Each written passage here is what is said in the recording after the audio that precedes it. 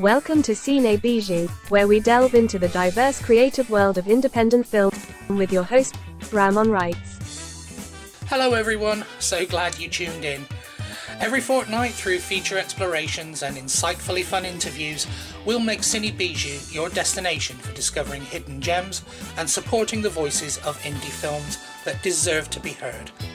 So grab your popcorn and settle into your seats as we shine a spotlight on emerging filmmakers, thought-provoking narratives, and groundbreaking techniques that redefine the art of storytelling.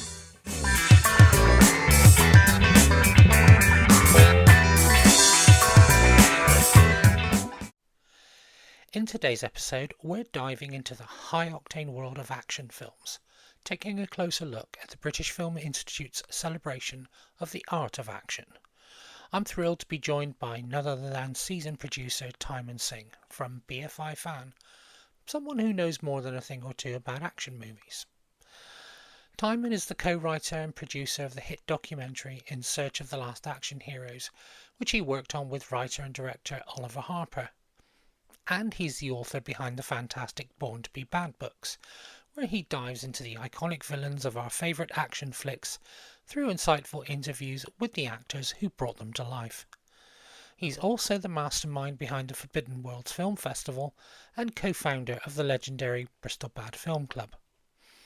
Timon and I explore what goes into curating a celebration like BFI's Art of Action, his journey through the world of action cinema, and what it takes to keep audiences coming back for more pulse-pounding thrills. So, get ready for some hard-hitting insights, behind-the-scenes stories, and a whole lot of action. Let's jump right in. Right, so it's kind of, people can put in their location and they should be able to see what screenings are near them. Yeah. But we've also got UK-wide programs going around the country. So Reclaim Fame are doing a touring program focusing on women of color in action. Southwest Silence are touring with some classic Douglas Fairbanks silent films. You've got Milk Tea, who are looking at the crossover between Black and Asian culture with screenings of films like Romeo Must Die.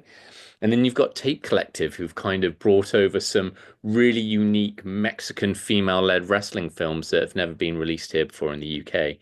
And then on top of that, you've got, our big flagship titles like a 4K restoration of Samurai that's now out UK-wide. And on the 8th of November, there's a new 4K restoration of Point Break, which is very exciting. Certainly is. Point Break's one of my favourite films, actually. It's dated in some ways because you can tell it's a film of its time, but it's timeless because of its themes and the action. And of course, Swayze rules, doesn't he, really? I mean, About Swayze it. rules, but he was also a professional skydiver. So there are scenes where he's falling backwards out the plane and the camera follows him out, and you can see that it's him.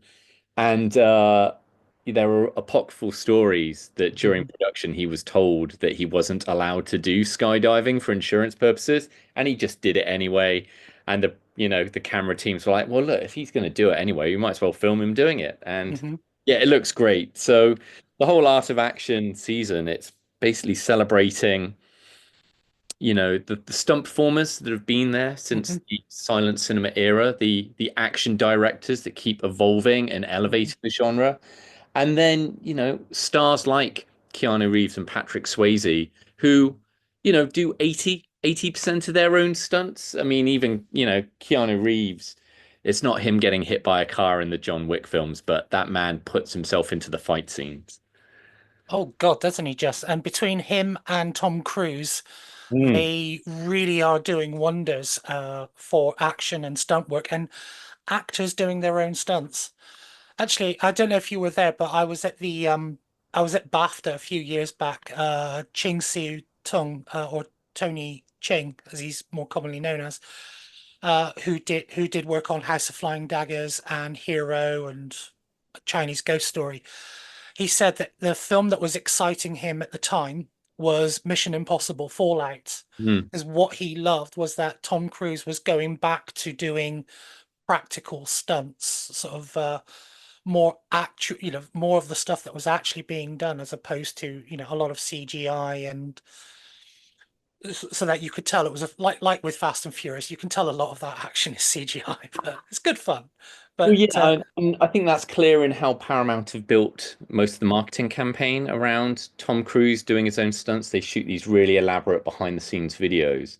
And I think you're right, in a kind of an age these days when audiences assume everything can and is done digitally or can be done with CGI or digital doubles, that it's refreshing to see someone like a Michelle Yeoh, a Charlize Theron, a Tom Cruise, or a Keanu Reeves doing as much as they can physically themselves. And, of course, no one is like Tom Cruise, who's a qualified stunt driver, skydiver, pilot, so many things. And when you've got an actor like that who can do so much, um, yeah, put him front and center. But even the Fast and Furious films, while they are very much digitally enhanced, a lot of them are filmed here in the UK, and they have incredible stunt performers working on them, not just for like the fight scenes, but a lot of the driving is done practically, and then certain sequences are of course augmented with CGI. But yeah, it's here in the UK, so many big blockbusters from Marvel blockbusters to the classic Indiana Jones films were filmed here in the UK. So we have one of the world's best stunt communities, and I've always found it ironic that the British film industry kind of outsources our action talent to other productions because generally as a film industry, the British film industry doesn't make action films. And I've always thought that's weird when we kind of have the best action designers, stunt choreographers, stunt performers pretty much in the world outside, maybe classic Hong Kong stunt teams like the Jackie Chan stunt team. it's interesting you brought that up because we aren't, you're right, we're not known for our big action films. They tend to be sort of more low budget independent films.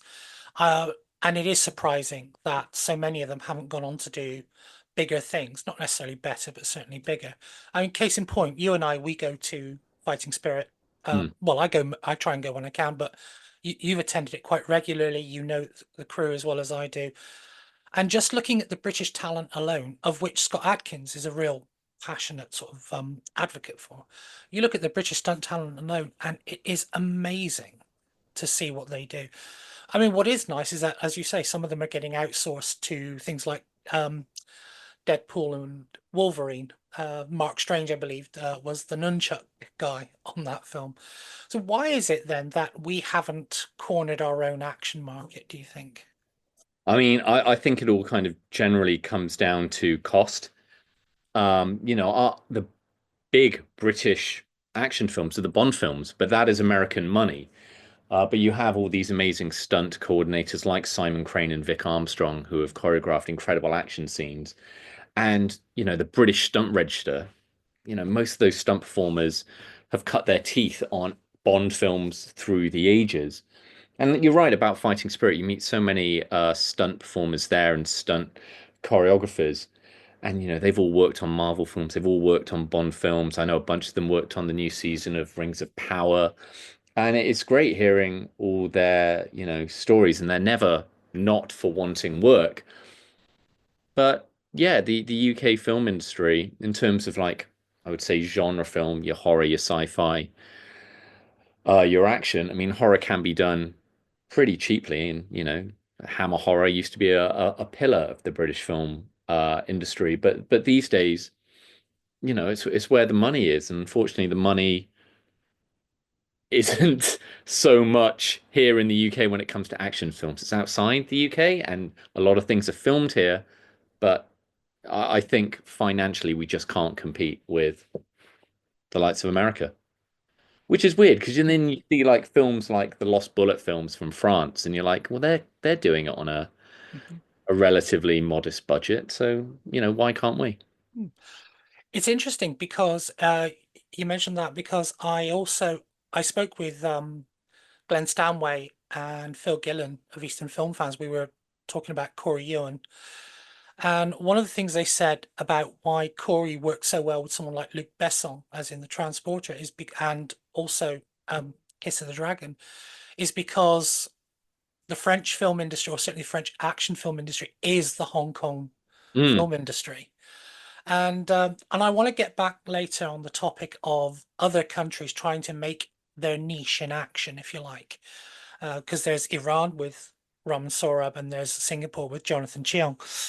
But I just want to get back to Art of Action. What inspired you to put this program together?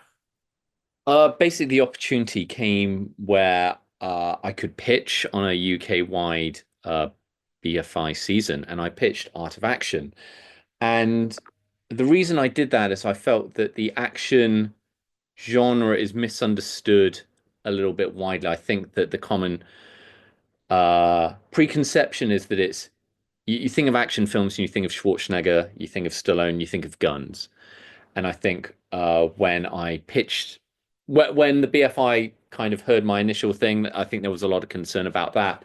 But then I explained the origins that if you look at someone like Jackie Chan, his inspirations are Buster Keaton, they're Harold Lloyd.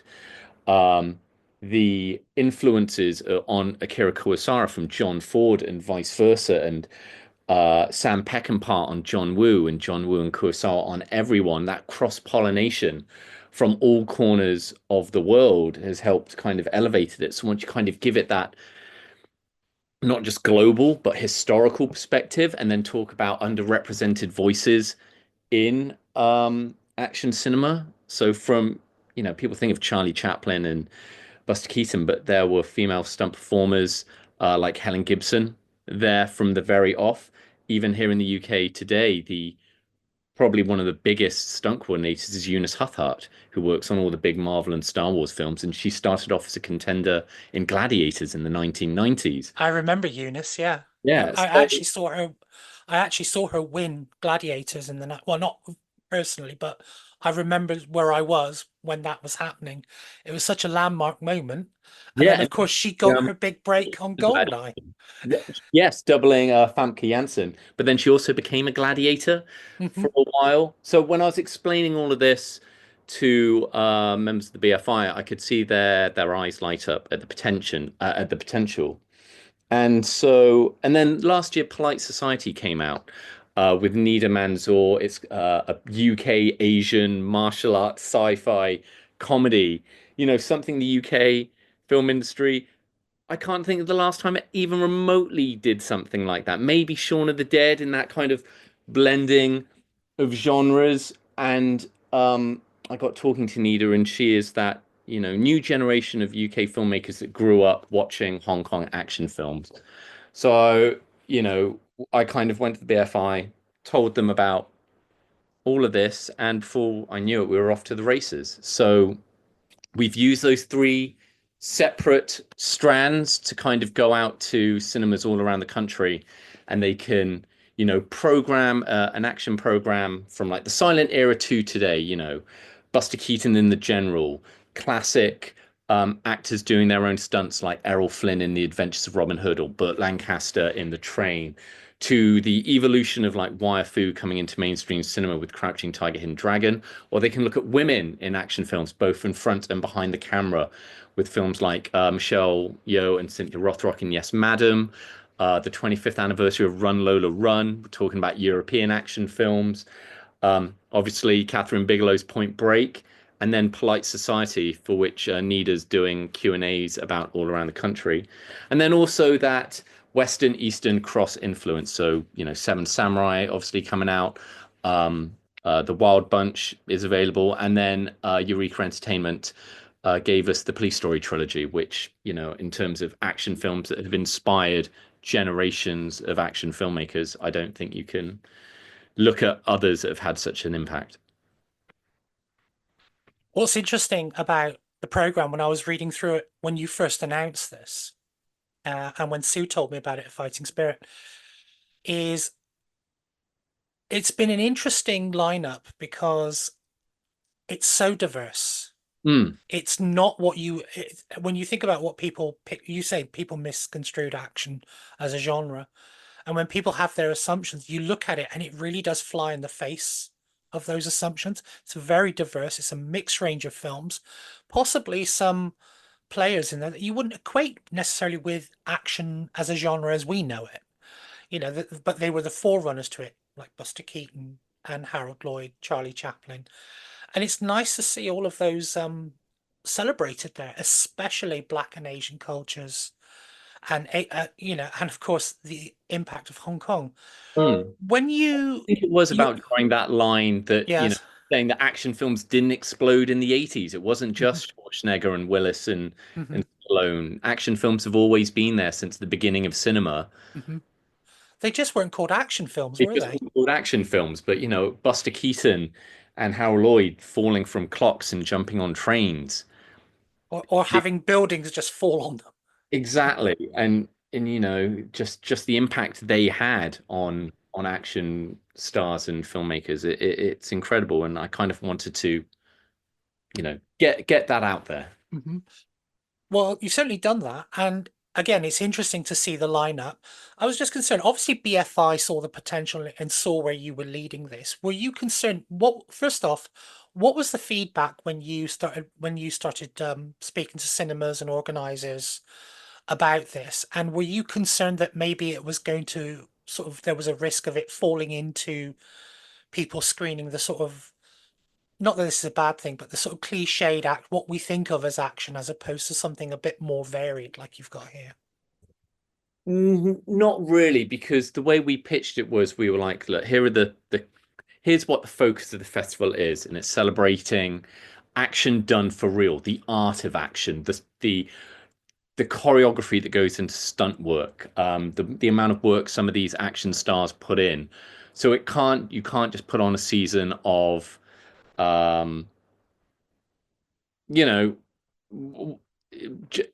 a Rambo film. You can't just do Rambo. You've got to like make an argument. But at the same time, we've done a broad enough, I think, canvas that venues can tailor it to their own audience. So they can do, um, in Nottingham, they're doing a celebration of Robin Hood films, from Errol Flynn to Kevin Costner, and you could do the world's greatest sword fight, celebrating, your Douglas Fairbanks all the way through to like an Antonio Banderas in The Mask of Zorro, because he obviously did a lot of his own fighting in that. Um, I think there's so much scope that even if you wanted to kind of go into a bit of a gun fu mode, you can just look at the films of John Woo and show how much kind of work goes into making those films look so hyper stylized and incomparable to most other filmmakers. So I wasn't concerned, and it's been great to see so many venues around the country. I think we've got over 85 cinemas all around the country taking part. So that's Wow. been wonderful to kind Yeah. of see. And just hearing so many programmers say how many weird and wonderful ideas they've got. And female programmers as well, just kind of going, this is so great. I'm so excited to do a Michelle Yeoh season. I'm so Mhm. excited to show some classic Cynthia Rothrock films or Pam Grier films. And yeah, it's been great. It's been Mhm. great. And I think the hardest thing is the next couple of months is like figuring out how I get to see as much of it as possible. Well, good luck with that. I think we're all going to struggle because I think I said in my message to you yesterday, or should I say, my granddaughter typed for me, Yeah. which was that we're both really so busy. It's easy to get sort of lost in things. But so I also noticed that the BFI player is going to be streaming uh, loads of different titles from variety of places. As well as what's on there, have you got anything more coming up that people should be adding to their watch list? I mean, here's what I'm going to say. Okay. Because my job is in theatrical, and because this is an art of action season that's about seeing these incredible action scenes and action stars on the big screen, I'm just going to plug everything that's out there that you can see on the big screen. Obviously, BFI Player has got some incredible um, films on there, but I was lucky enough to get invited to the BFI IMAX in London for a special preview screening of the new restoration of Seven Samurai, and it was incredible. I've never seen Seven Samurai on the big screen before, and it was absolutely sublime. 500 people Mhm. in there just watching one of the greatest action films of all time. And if you do live in London and you're listening to this, South Bank's put on an incredible range of programs from classic silent era action films all the way through to Indian blockbusters. Um, I think they've got Mission Impossible director Christopher McQuarrie coming along to introduce a screening of The Train. There's Oh so wow. much out there. And the great thing is that this is a season that's not London centric. You can go on the listings website, slap in, your city or town and just find out what's screening near you. And hopefully there should be something that, gets the pulse racing. And that's the nice thing about this as well. You and I have discussed in the past about how there is so much there's so much good stuff going on, but it all just seems to be based in London. Yeah, And don't get me wrong, we all like a good excuse to go up to London, but it can be time consuming and costly. So to have something a bit more locally based, part of a national movement, like you said, it's really exciting and it's good to see. It means it's more accessible for people. exactly. I mean, L London is it's almost like its own fiefdom. And I don't like going to London, getting the train, having to get a hotel somewhere. So this is all about kind of making sure that people that, can't afford to get to London, because the trains are not cheap, No. can experience, a new restoration of Seven Samurai or Point Break closer to them. And that's why, they're part of this big UK-wide re-release. What's also nice about this festival type is, well, it's poignant, but it's kind of optimistic in that it's coming out at a time when we are losing um, icons of action, especially in the Hong Kong industry. We've lost um Norman Chiu, who was in Duel to the Death, which was a Tony Ching film. Cheng Pei Pei, and of course Corey Ewan. But the flip side to that, there's a real discussion and energy around getting better recognition. I mean, after so long of of being an industry in its own right, but getting recognition for the stunt industry, and we're seeing that in films like Ride On with Jackie Mhm, Chan. This year we saw it in The Fall Guy. mhm. There was a love letter to the industry if ever I saw one. And coming up soon, which I'm going to watch tonight and review, Stuntman. Yeah, from Uh, Cineasia Trinity, which yeah. is perfect. I mean, I was speaking to Ventris from Cineasia just the other day, Mhm. and we've been plugging that to all the venues taking part because, like you said, it's just another love story to the global stunt industry with the new generation of stunt performers getting whipped into shape by someone who was there during, the 70s and 80s at the height of the Hong Kong um, film industry. And on top of that, at the end of the year, Panda Plan, which is Jackie Chan's latest family friendly caper, that's rumored to be his final action comedy, and then he's going to be hanging it up permanently. But then he said that after Ride On, so who knows? Um, but yeah, no, you're right with the death of Corey Yun, and yeah, I think it was kind of important that if you were doing an action season to have that kind of recognition of the Hong Kong industry and the impact that it's had on so many filmmakers, whether it's, Jackie Chan or John Woo or a Corey Yun or Sammo Hung, and not to mention just the directors, but the stars, your Michelle Yeoh's, your Donnie Yen's, your and outside of Hong Kong, especially these days with like Iko Uwais and even stunt performers like Andy Long, who've Mhm. come out of the Jackie Chan stunt team. It's wonderful to see, and it's happening all around the world. In France, in Indonesia, in Mexico. People like in Chile with Marco's. Marco Zero, yeah. Yeah, I've forgotten what it was called. Some Wings of the Condor. Fist of the Condor. It's Condor. Yeah, it's great. So I Mm. think that was the other thing I was trying to get across, that it wouldn't just be a UK US centric Mhm. season. It's truly global. It is because I mentioned earlier that there are um, actors, choreographers, filmmakers who are trying to not just be a part of the genre or the industry, but are trying to build one.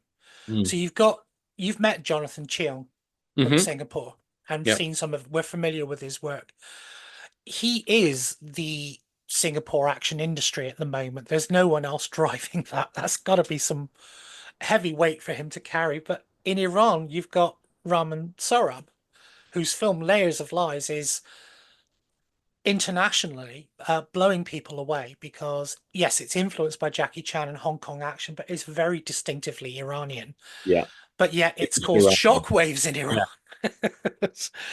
So are we seeing now an evolution in action films, do you think, where it really is, it's no longer just about um, car chases through streets of San Francisco or um, gunfights at the OK Corral, that it is becoming a global phenomenon that is, like Hong Kong industry did before, introducing people to different cultures and different identities and giving a new slant on action?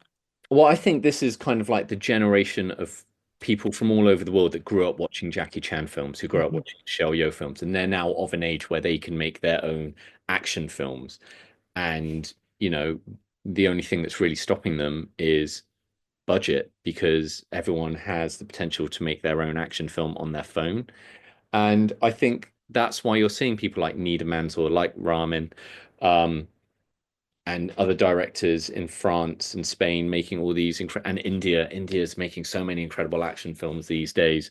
It's just kind of like the great thing about action films is that anyone around the world could watch them, because really the dialogue isn't important. The action is international simply because through the movement and the storytelling through, action. And that's why I think action films have always played well internationally. And you've kind of seen that resurgence with just action films all around the world. Now the people that grew up watching them are making them, and that's fantastic. And of course, you've got people like David Leitch and Chad Stahelski, Yeah. who Yeah. worked in Hong Kong, were influenced by the Hong Kong industry, not just going out and bringing that to Western films, but actually creating a studio that is dedicated to action design. And for people who don't know, that's what used to be called 8711 Action Design, and I think they're now 87 North Productions. Although David Leitch, I know, is on his own filmmaking path at the moment. But what's interesting about it is that there's not just an art to what they do, but they're contributing, do you think, to an evolution of action, whereby you have your big hitters like John Wick, still an independent film at heart, but it's a blockbuster really, and everybody wants to be in it. And then they produce something as low key, goes straight to Netflix, like Kate with Mary Elizabeth Winstead, which if nobody has seen, should really check it out. It's a very dark, highly entertaining film. So, as someone who has written about action villains in Born to Be Bad, who has co-produced and interviewed people for In Search of the Last Action Heroes, which chronicled the rise of 80s action, how do you see action evolving? Has it really evolved and changed so much, and where do you see it going moving forward? I think it definitely has. And like you said, the Chad Stahelski, David Leitch is a prime example, because for years you would have a director, and then you would have an action director doing all the second unit stuff. And those would be people like Chad and Dave and Sam Hargraves. And, they would shoot the action. And as former stuntmen or doubles for people like Keanu Reeves or Brad Pitt, they know how to make their stars look good. And now these are the action directors who are now just the directors. So you've got Sam Hargraves doing the Extraction films. You've got 87 North kind of taking their action coordinators or stuntmen and evolving them to directors like JJ Perry. And I think that's just kind of what is great to see, that you've got the evolution of people just going from stunt performers to director, and now like the biggest action directors in Hollywood are former stunt performers, and the reason their films are doing so well is because they know what looks good. Um, so yeah, I think that's going to be really exciting, and it would be great to see some of the other big um, female stunt performers like a Zoe Bell or a Heidi Moneymaker kind of also getting the same opportunity to direct as well. So yeah, hopefully that's something that we'll see down the line. Sitting here talking about all this with you, it's just reminding me of things that were said in things that were touched on in Search of the Last Action Heroes, but also in the other creator VC um, documentaries, where they look at the 80s as the pinnacle for the driving of genre films, not Mm. just on the big screen, but in the independent market. I guess we're seeing that now with streaming, with more action films just being instantly available. If you don't want to, especially in a post-COVID world where people are either don't have the money or are reluctant to still step outside, Mm. can actually watch films like Kate and Polite Society, loads of other films that just go straight to streaming, maybe get a limited release. So, are we seeing then now a bigger influx of action films to the point where we're almost spoilt for choice, do you think? Potentially. I mean, most recently, Rebel Ridge, I think, was one of my favorite films Mm. I've seen this year, and that went straight to Netflix, and I thought that was great. And hopefully, we've got a new action star in the form of Aaron Pierre. Um, but I think if like any good genre film, horror, action, maybe not sci-fi because you need a bit of budget to do that. If you know what you're doing, it shouldn't be too expensive.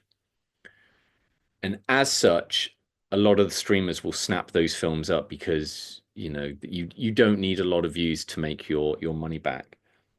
Studios, though, on the other hand, they want to kind of they want everything to be a $1 billion maker, and therefore to make $1 billion, you've got to spend a lot of money with a big star, big special effects to get people out and into the cinema seats. And a $30 million action film these days, a studio thinks isn't worth doing.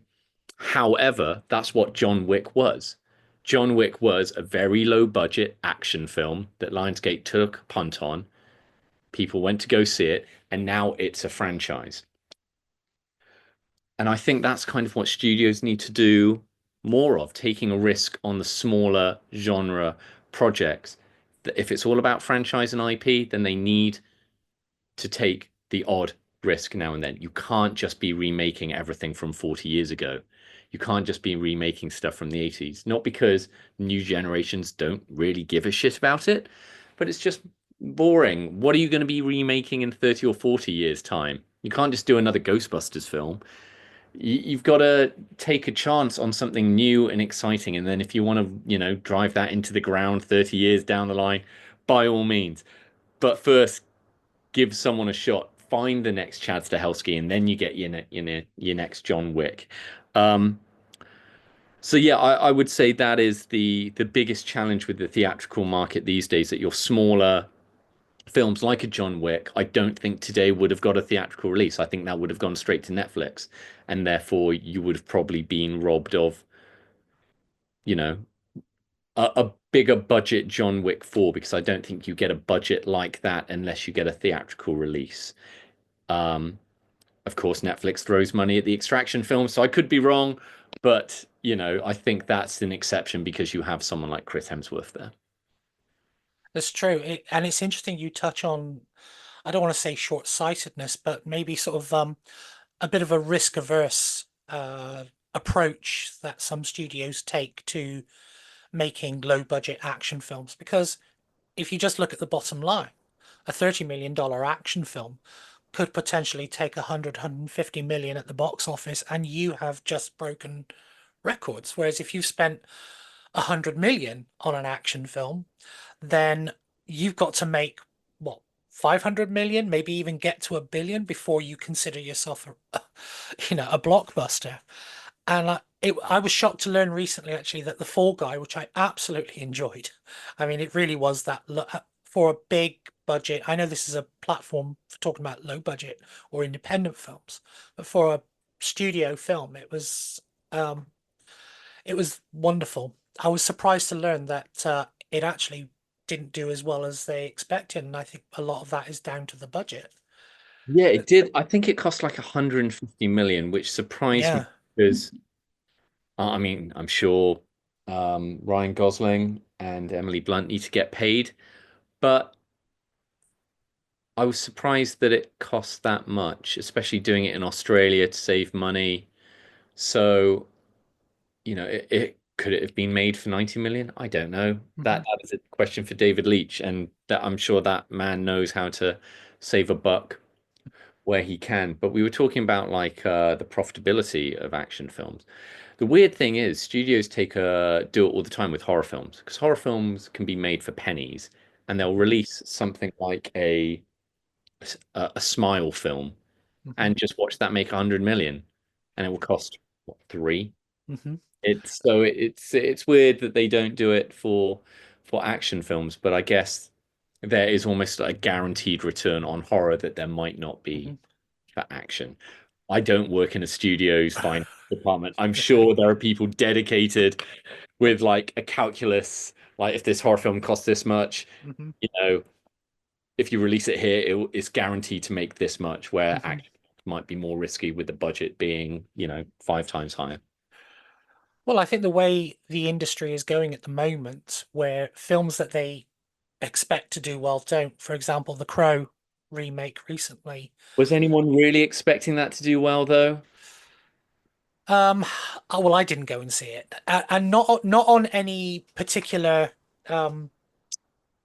how can I put it, on any particular principle, like, oh, how dare they remake this? Because it's based on a series of comic books and graphic novels, so you could pick any story and you can do your own interpretation. I think for me, it's about that lack of imagination. I thought the casting was very obvious. Why not get Bill Skarsgård to play Eric Draven? In terms of when you think he did Boy Kills World and he was also Pennywise and It, he always plays those sort of left field kind of creepy characters, which is a shame because I think he's capable of so much more. But he seems like an obvious choice. Um, I was more excited Danny by Danny the Houston was an obvious choice for the yeah. villain. He could just phone that part in. I always think that if you're gonna try and do something like that, think a little bit outside the box, put someone in that role that you wouldn't expect and have them actually deliver a mind-blowing performance. Because it's worked before. So many people you'd think, why are they doing that role? And they absolutely hit the ball out of the park. So Yeah, I I think I was more excited by the project when I think it was Corin Hardy was going to direct and he had Jason Momoa as Eric Mhm, Draven. And I was like, ooh, that sounds weird. And Chad Stahelski's making a new Highlander film with Henry Cavill, who I have no doubt will be great. That man knows how to wield a sword like it's anyone's business. But I remember a few years ago they were like, "Oh, we're going to do a Highlander film with Karen Gillan," and I was like, "That could be cool." Like mhm, a woman from the Dark Ages going through history. I thought that could be that's an interesting angle to take. mhm, Um, but yeah, I mean, I think when the Crow remake was announced, I don't think anyone was excited. So when it mhm, didn't do well, I can't say I was overly surprised. There have been films that haven't done well where I'm like, oh, I'm surprised more people didn't go see that, like The Fall Guy. mhm, Um, and then there are other ones where you're like, oh, I don't know who green lit that. I can't imagine anyone wanting to go see that. I think the prime example every time I think hear of like a 200 million budget film that's been greenlit was when they remade Ben-Hur about 8 years ago. I remember that. Yeah, Houston. I was like, who's that? Who's that for? Mhm, Like who greenlit that? Who thought, yeah, we can do better than the actual chariot race that's held up as like the pinnacle of action cinema. mhm. Give it a go. Well, do you know the Asylum did their own mockbuster of Oh, of Ben-Hur, course, and it was of course. more successful than Well, no, they know they're like a modern day Roger Corman. Here's your budget. If you go over, how dare you? And they're they're always going to be profitable. Yeah. absolutely. So so it's officially started. People can go Yes. onto the BFI website If and you go look to for. bfiartofaction.co.uk, the Mhm. UK1 season runs from the beginning of October, so yesterday, all the way through to the end of December. Great. So 2 months of checking out some of the best, most varied, diverse, groundbreaking action you can possibly find. So, what are you hoping to people will get out of it? Will it just be an opportunity to see some classic action on a big screen, open their minds to what action is, or something else? What's I'm the end hoping goal? it will give people who might have been a bit sniffy or dismissive about action kind of insight into the work that goes in it and the inspiration that modern day action filmmakers draw from the likes of Buster Keaton, Charlie Chaplin, like your BFI attendee. I want them to realize that you can draw a line between Buster Keaton and Jackie Chan, and for them to kind of realize that and go, oh, this is fascinating. For action fans, I want them to be able to see the life of Point Break and Seven Samurai and Police Story on the big screen. I want younger audiences who might only know Michelle Yeoh from Crazy Rich Asians or Everything Everywhere All at Once to see her in Jumping a Motorbike on a Train and watching her and Cynthia Rothrock beat the shit out of fools. I want people to get inspired by these films. I want them to go to all these action workshops we've got going on with the British Stunt Register. I want them to watch these films and think that that could be them. They could be the next generation of stunt performer or director or action star. I want all of that, and I hope it happens. So you're looking to inspire people to really, aren't you? Yeah, Yeah. on all levels. Hmm.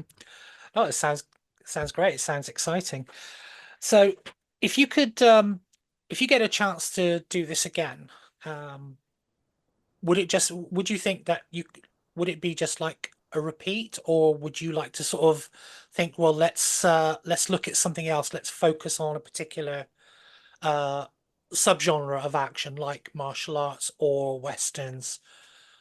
What would you like to do differently if you what would you like to do if you're given the chance to put on another art of action I event? think the opportunity for me came to do another BFI UK-wide season. It would be something completely different because as a programmer and a curator, doing something that's very similar to what I've done before doesn't interest me. I think each year with the festival I run here in Bristol, Forbidden Worlds, we try and have a very different theme each year. So this year it was Killer Queens, Yeah. women of action. The year before that, the main theme was kind of creature creators, celebrating the likes of Ray Harryhausen and Stan Winston.